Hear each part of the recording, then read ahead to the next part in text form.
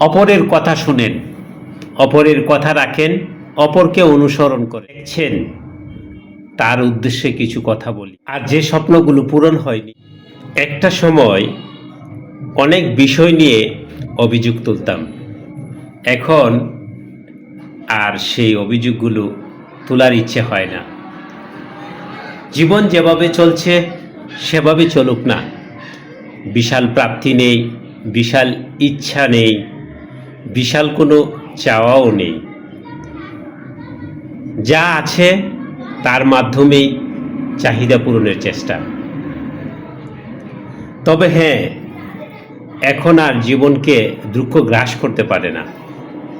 মোকাবেলা করতে করতে নিজেই নিজেকে প্রোটোকল দিতে দিতে অভ্যস্ত হয়ে গেছি। প্রয়োজনের সময় সতর্ক থাকি, প্রয়োজন ছাড়াও সতর্ক থাকি।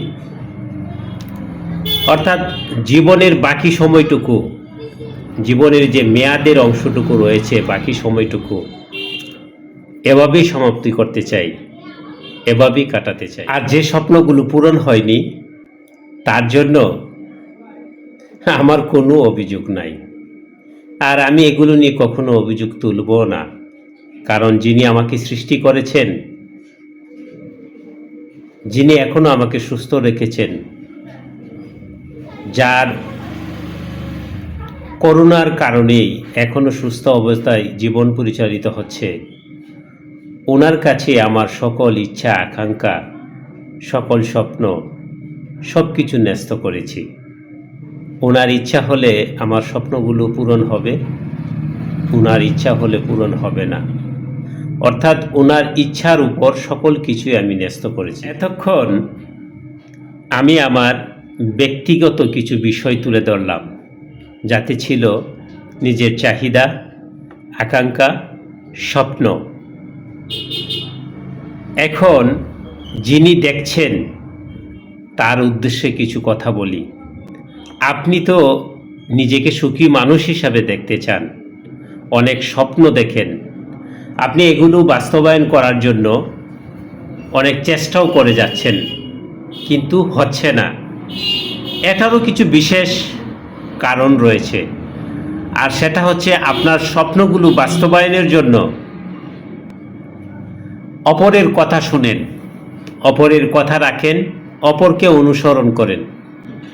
আমার মনে হচ্ছে এগুলোই আপনার কাজের ক্ষেত্রে প্রতিবন্ধকতা সৃষ্টি করে। আসলে যে কোনো স্বপ্ন বাস্তবায়নের ক্ষেত্রে সবচেয়ে গুরুত্ব দেওয়া লাগে নিজের ইচ্ছা শক্তিকে। আর নিজের ইচ্ছা শক্তিকে গুরুত্ব না দিয়ে যখন আপনি অপরের বিষয়গুলো নিয়ে জাজমেন্ট করে নিজের উপর এগুলো প্রতিস্থাপন করার চেষ্টা করেন, তখনই আপনার স্বপ্নগুলো নষ্ট হওয়ার পথ খুঁজে নেয়। প্রিয় অডিয়েন্স, আমি আপনাকে পরামর্শ দিয়ে, মোটিভেশন কথা দিয়ে, শক্তি দিয়ে, ক্ষমতা দিয়ে যে কোনোভাবে অনুপ্রাণিত করে আমি এগিয়ে নিতে পারবো না। আপনি কোন কাজটা পারবেন, কোন কাজটা পারবেন না, কিভাবে আপনি এগিয়ে যেতে পারবেন, কোন কাজটা করলে আপনি এগিয়ে পারবেন, এই সকল বিষয়ে আপনি নিজের মধ্যেই জাজমেন্ট করতে পারেন। আপনি নিজেই যদি বিচার বিশ্লেষণ করেন, আপনি কোন কাজটা নিয়ে এগোতে পারবেন, এটা মোটামুটি বিশ্লেষণ আপনি করতে পারবেন।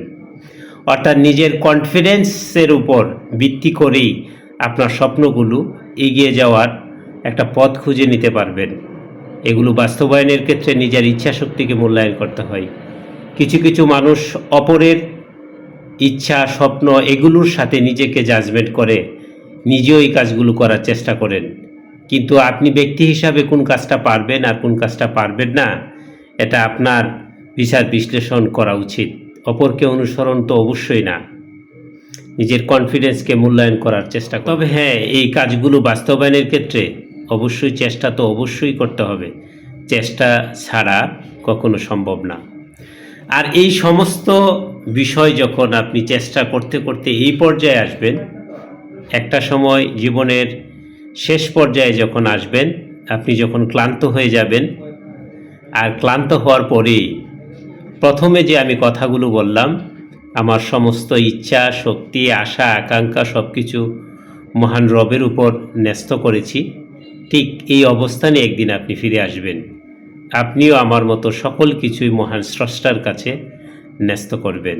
ন্যস্ত করে জীবনের বাকি সময়টুকু সমাপ্তির পথে কীভাবে শেষ করা যায় এই বিষয়টি এনে বেশি গুরুত্ব দিবেন। সবাইকে অসংখ্য ধন্যবাদ।